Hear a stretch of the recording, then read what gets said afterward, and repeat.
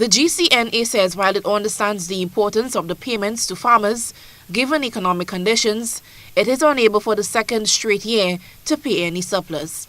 The association says surpluses can only be paid when a profit is realized from trading.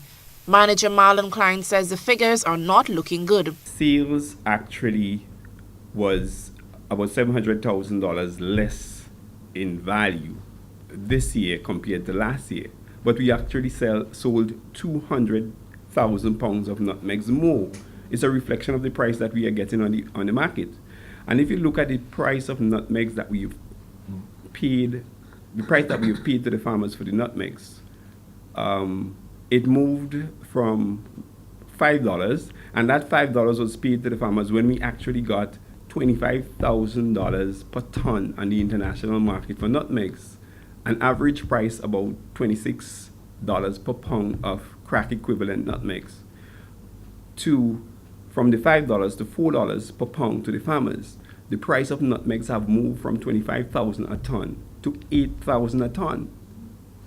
So look at that kind of drop and look at how the GCNA has cushioned the impact of the farmers. Most of Grenada's nutmeg is sold in Europe, but the association says it is now moving out of that market into more profitable regions, particularly the Caribbean. Chairman Leo Cato says they have set a number of targets. So for example, we are looking at a market in Trinidad, right? Where from January 2017, we are likely to be sending the first container of nutmeg down to Trinidad, right? It works well for us because Trinidad is next door, so freight and everything shouldn't take us very long.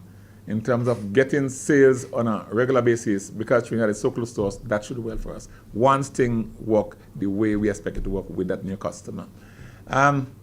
We have actually gone to Cuba to explore the market there. We have been the first so far.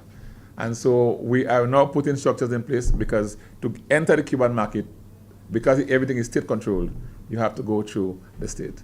So we are now working on that. The GCNA says it is now looking at value-added products such as lip balms and soaps for export in order to generate much-needed revenue.